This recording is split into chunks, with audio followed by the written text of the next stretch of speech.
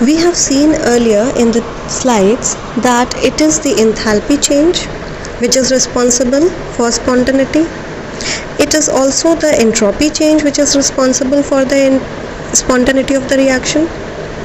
And we also know that nor the increase nor a decrease in the enthalpy or the entropy of the system alone can determine the spontaneity of the process.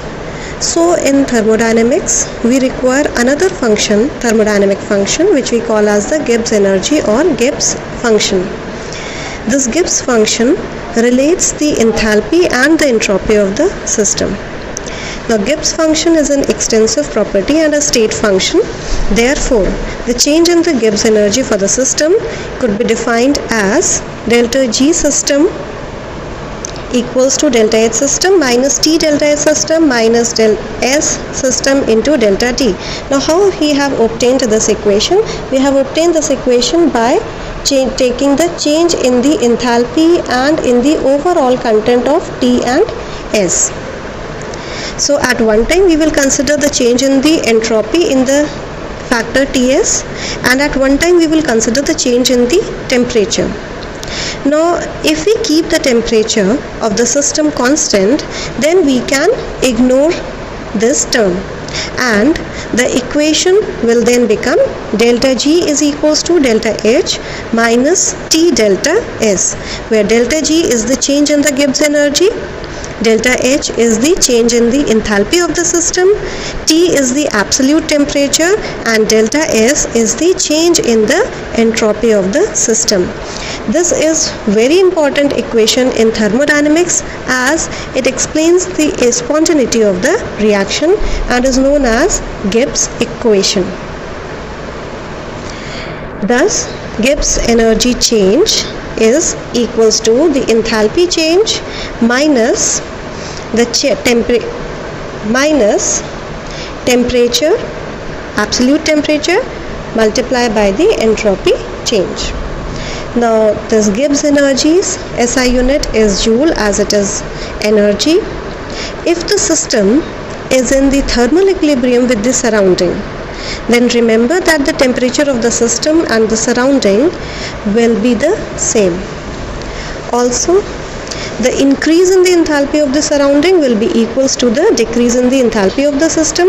Why? Because the energy has been only transferred from one side of the system to the other side, that is the surrounding. So the enthalpies for the enthalpy change for the system and the surrounding will be the same, however they will differ only in their sign. So now the entropy change for the surrounding can be given by the formula delta H surrounding divided by T, which can be written as negative times delta H system divided by T, because delta H surrounding and system, they are equal but opposite in signs. So therefore the total entropy change, which is one of the factor for spontaneity, can be given as the sum of the entropy change for the system plus the entropy change for the surrounding. Now rearranging the above equation, that is the last one, this one, rearranging this equation, multiplying the entire equation by T, we obtain T delta S total is equals to T delta S system minus delta H system. Now for the spontaneous process, we have seen that the entropy change, the total entropy change must be greater than 0. So therefore, since this factor is greater than 0, therefore we can say that the right hand side of this equation should be greater than 0, right? And if we take the negative sign common in this equation, then we can say that minus times delta H system minus T delta S system should be greater than 0, right?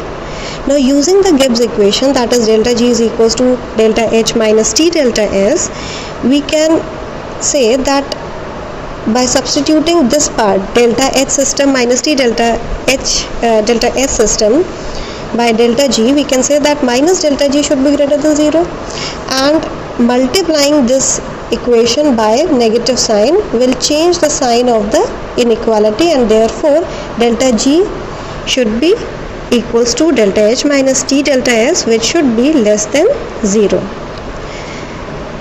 Thus, delta G is the net energy available to do the useful work, and thus it is the measure to do the useful work, and it is a measure of free energy. So we also call Gibbs energy as Gibbs free energy. Now this delta G gives the criteria for the spontaneity at constant pressure and temperature. How? If the delta G is negative, that means less than 0, then the process is said to be spontaneous. And if delta G is positive, then the reaction, the process will be non-spontaneous. Note, if a reaction has positive enthalpy change, that is delta H is positive, and positive entropy change, that means delta S is also positive, then it can be spontaneous when the factor T delta S is large enough to outweigh delta H, and then it gives you a negative delta G value. Now this can happen in two ways. The positive entropy change of the system can be small, in which case T must be very large, and the second case is when the positive entropy change of the system is very large and the temperature T is small. Here is the table which gives the sign of the enthalpy change and the entropy change and the overall Gibbs free energy change.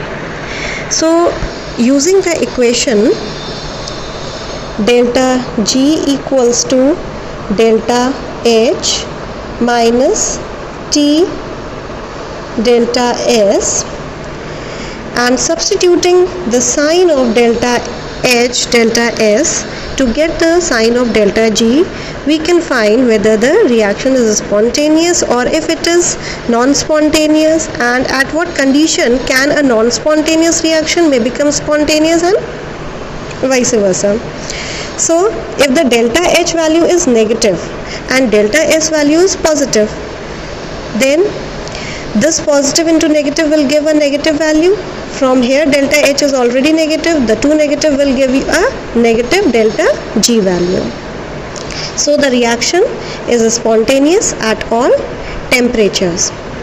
Now if delta G is negative and delta S is also negative, consider the reaction delta G equals to delta H minus T delta S. So if delta H is negative and delta S is also negative, then the product of T and delta S will give a positive value, and the delta H is negative. Now if the temperature is low, then the delta H value will outweigh the product T delta S and the reaction will be spontaneous at the low temperature.